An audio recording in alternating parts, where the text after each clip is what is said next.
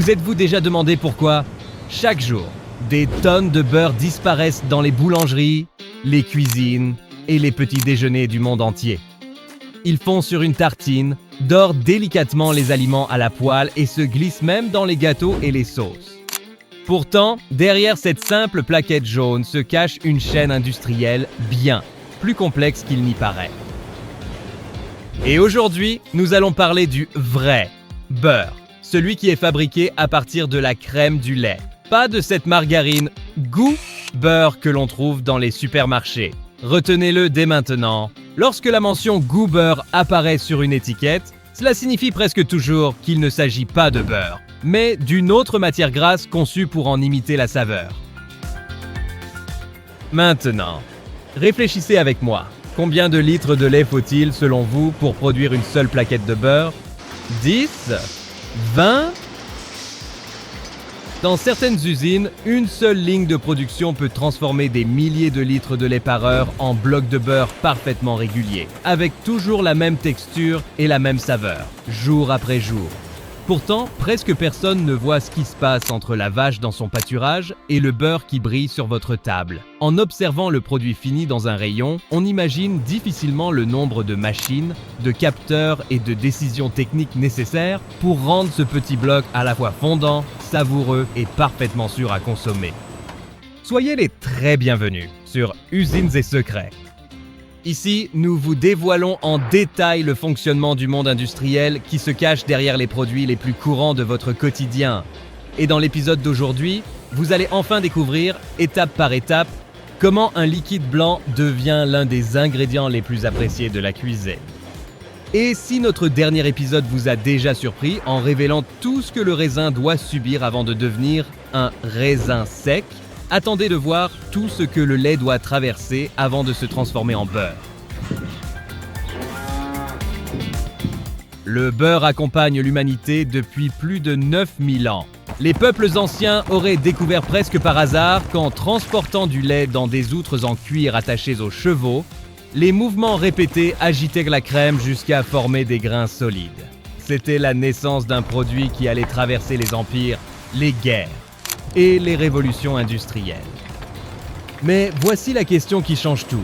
Si le principe consiste simplement à battre la crème, pourquoi une usine moderne ressemble-t-elle autant à un laboratoire de haute précision? Aujourd'hui, vous allez franchir ces portes habituellement fermées au public et pénétrer au cœur d'une véritable usine de beurre. Nous allons suivre le parcours du lait, comprendre comment la crème est séparée, découvrir l'instant précis où elle se transforme en beurre et observer comment chaque paramètre est contrôlé au millimètre afin d'éviter la moindre perte de matière première. Et avant de pénétrer dans cette incroyable ligne de production, profitez-en pour vous abonner à Usines et Secrets. Ainsi, vous ne manquerez aucun épisode. Et dites-nous dans les commentaires, faites-vous partie de ceux qui ne peuvent pas commencer la journée sans une tartine beurrée? Ou réservez-vous plutôt le beurre à la cuisine?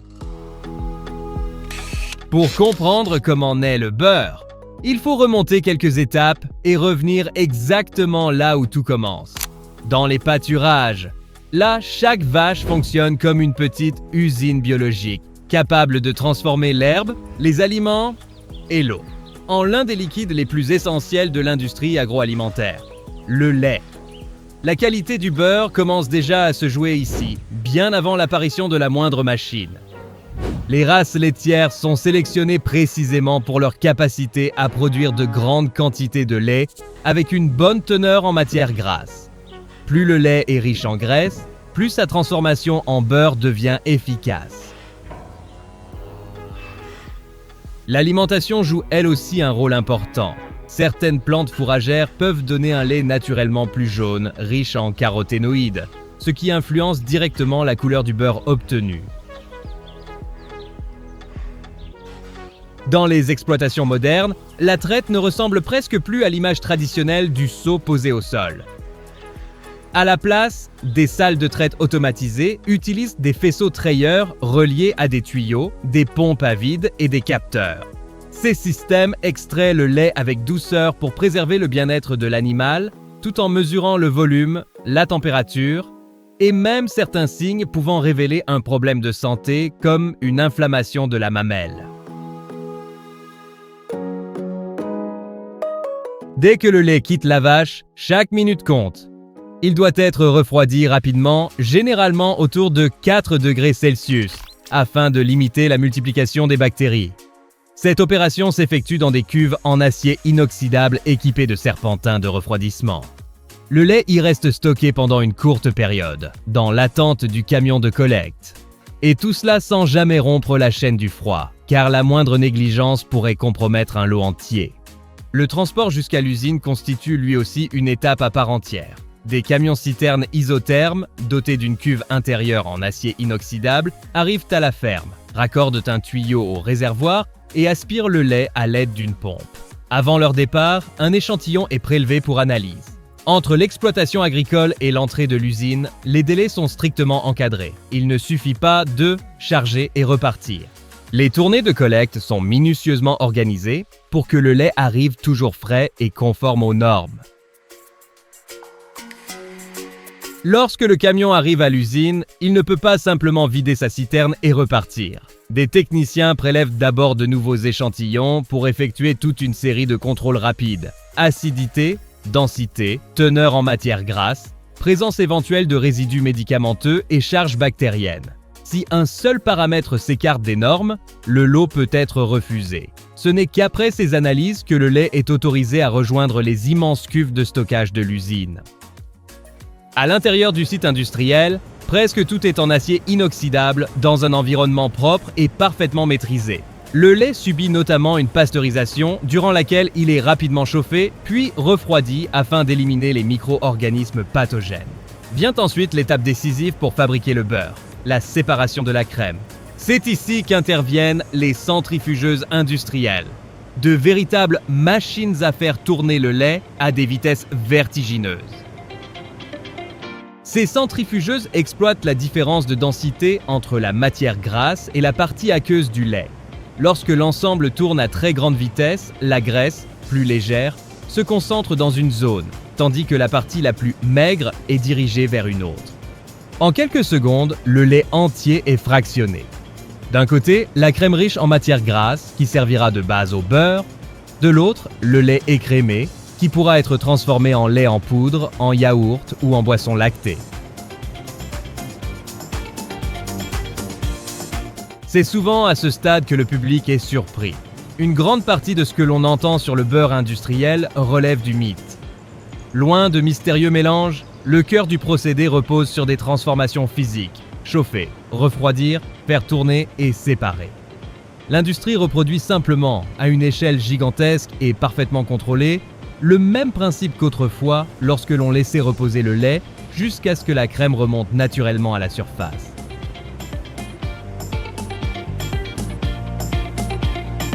Pour mesurer l'ampleur du phénomène, une seule centrifugeuse moderne peut traiter plusieurs milliers de litres de lait par heure en séparant la crème du lait écrémé avec une précision impossible à atteindre manuellement. Imaginez devoir récupérer la crème de chaque seau de lait, un par un, à la main. Ici, tout se déroule en continu, dans un flux ininterrompu, comme une ligne qui ne s'arrête jamais. C'est cette efficacité qui permet d'approvisionner les rayons des supermarchés dans toute la France. À mesure que la crème est séparée, elle est dirigée vers des cuves spécifiques, où sa teneur en matière grasse est standardisée et sa température soigneusement ajustée. Ces deux paramètres, la matière grasse et la température, constituent le véritable passeport vers l'étape suivante. Celle où la crème cesse d'être un simple liquide épais et commence réellement à se préparer à devenir du beurre. Et vous commencez déjà à comprendre que cette petite plaquette jaune est bien plus technologique qu'elle n'en a l'air, n'est-ce pas ? Et si les coulisses de la ferme et de la séparation du lait vous ont surpris, pensez à laisser un pouce bleu à cette vidéo. Cela aide Usines et Secrets à toucher encore plus de curieux fascinés par les industries qui façonnent notre quotidien. Maintenant que la crème a été séparée du lait et stockée dans des cuves dédiées, commence l'étape la plus emblématique de toute cette histoire. Celle où elle cesse d'être un simple liquide épais pour devenir le beurre que vous connaissez. Cette transformation ne doit rien au hasard. Elle résulte d'une combinaison extrêmement précise entre la teneur en matière grasse, la température et un mouvement mécanique continu. Avant de pénétrer dans les grandes barattes industrielles, la crème fait l'objet d'un réglage minutieux. L'usine détermine avec précision la teneur en matière grasse souhaitée, par exemple autour de 35 à 40%. Si elle est trop faible, la crème est concentrée. Si elle est trop élevée, elle peut être mélangée à une fraction plus maigre. Puis la température est ajustée avec une extrême attention. Quelques degrés de plus ou de moins peuvent complètement modifier la texture finale du beurre. Une fois standardisée, la crème est envoyée vers des équipements qui ressemblent, à première vue, à d'immenses cylindres en acier inoxydable. Il s'agit de barattes continues. À l'intérieur, des pales et des compartiments tournent à grande vitesse, fouettant la crème sans interruption. Ce qui pourrait sembler n'être qu'une agitation brutale est en réalité un phénomène physique rigoureusement maîtrisé. D'un point de vue chimique, la crème est une émulsion composée de minuscules gouttelettes de matière grasse dispersées dans l'eau. À mesure que l'équipement agite le mélange, ces gouttelettes se heurtent et commencent à fusionner. C'est comme si la baratte contraignait la graisse à s'agréger en amas toujours plus gros. Au bout d'un certain temps, la structure du mélange s'inverse. La matière grasse cesse d'être dispersée en faible quantité et devient la phase continue, emprisonnant de petites gouttes d'eau. Ce phénomène porte le nom d'inversion de phase. Dans la pratique, l'opérateur ne parle pas d'émulsion ni de phase continue. Il surveille surtout la texture et le comportement du produit. À un moment précis, la crème perd son aspect de liquide épais et forme de petits grains jaunâtres, comme de minuscules billes de beurre flottant dans un liquide blanchâtre. Ce liquide est le bas beurre, autrement dit la fraction liquide qui subsiste après le barattage de la crème. Pendant que le cylindre continue de tourner, l'équipement sépare le bas beurre de la masse de beurre. La partie liquide est évacuée par des sorties spécifiques et peut être valorisée dans d'autres lignes de production. La phase solide, c'est-à-dire le beurre en formation, poursuit son parcours. À ce stade, l'usine doit trouver le juste équilibre entre rendement et qualité. Retirer suffisamment de liquide pour garantir la stabilité du produit sans rendre le beurre excessivement sec. Selon le produit final recherché, le beurre peut être doux ou contenir une quantité précise de sel répartie uniformément. Le sel est incorporé dans des malaxeurs qui continuent de travailler la masse, cette fois à une vitesse plus faible, afin de diffuser l'ingrédient dans toute la structure du beurre. En parallèle, le système affine la texture, fragmente les amas les plus volumineux et rend l'ensemble parfaitement homogène. Sur certains marchés, la couleur du beurre est également standardisée. Cela ne signifie pas nécessairement que le produit est coloré artificiellement, mais plutôt que son apparence est ajustée pour que le consommateur retrouve toujours la même teinte caractéristique en rayon, malgré les variations naturelles liées à l'alimentation des vaches. Tout est réalisé dans le respect de la réglementation et des normes internes de qualité. Le point le plus délicat reste le contrôle de la température tout au long du parcours. Si le beurre devient trop chaud, la matière grasse risque de se séparer, donnant un produit huileux, excessivement brillant et dépourvu de tenue. S'il est trop froid, il peut se transformer en un bloc dur et cassant. C'est pourquoi des capteurs répartis sur toute la ligne surveillent en permanence les conditions et ajustent le refroidissement ou le réchauffement dès que cela devient nécessaire. À ce stade, le beurre existe réellement, mais il n'a pas encore la forme que vous retrouvez dans les magasins. Il se présente comme une masse homogène, prête à passer aux étapes finales de malaxage, de moulage et d'emballage.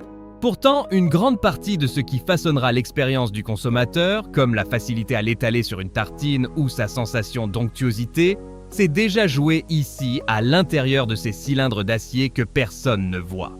Et il est fascinant de penser qu'un détail aussi infime qu'un écart de 2 ou 3 degrés dans la température de la crème peut déterminer si un lot entier respecte les critères de la marque ou s'il doit être retravaillé.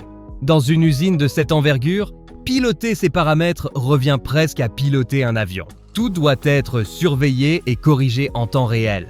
Si vous réalisez maintenant toute l'ingénierie et toute la science qui se cache derrière cette petite plaquette jaune dans votre réfrigérateur, dites-nous ce que vous préférez, le beurre doux ou le beurre demi-sel. Et indiquez-nous depuis quelle ville et quelle région vous regardez Usines et Secrets. C'est ainsi que nous découvrons jusqu'où cette ligne de production nous fait voyager. Une fois le beurre formé, lavé, salé et sa texture ajustée, commence une phase où tout doit s'enchaîner avec rapidité et précision.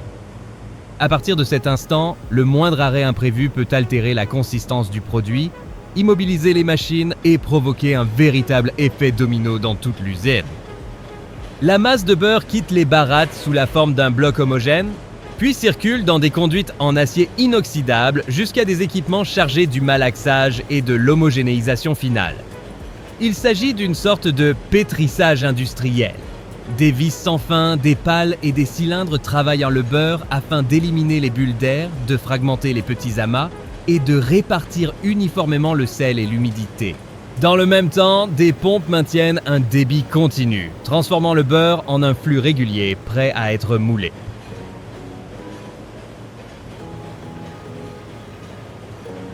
Viennent ensuite le moulage et le portionnement. Le beurre est dirigé vers des moules qui façonnent des plaquettes de 100, 200 ou 500 grammes, ainsi que des blocs plus volumineux destinés aux boulangeries et à l'industrie agroalimentaire. Des machines équipées de lames automatiques ou de systèmes de découpe au fil déterminent avec précision les dimensions de chaque portion pendant que les convoyeurs poursuivent leur course. Le produit ne s'arrête jamais, c'est la ligne qui s'adapte au débit. Juste après, les plaquettes entrent dans la zone d'emballage à grande vitesse. Des bobines de papier spécial, souvent laminées pour protéger le beurre de la lumière et de l'oxygène, sont déroulées. En une fraction de seconde, des bras mécaniques et des guides enveloppent la plaquette, replient les bords et referment l'emballage. La scène ressemble à une succession de pliages répétés des milliers de fois par heure, toujours avec la même régularité.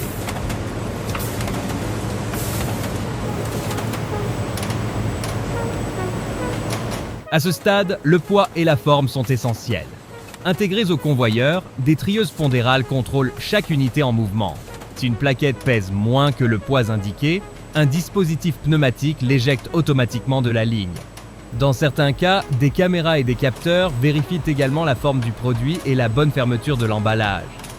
Tout cela s'effectue sans interrompre la production.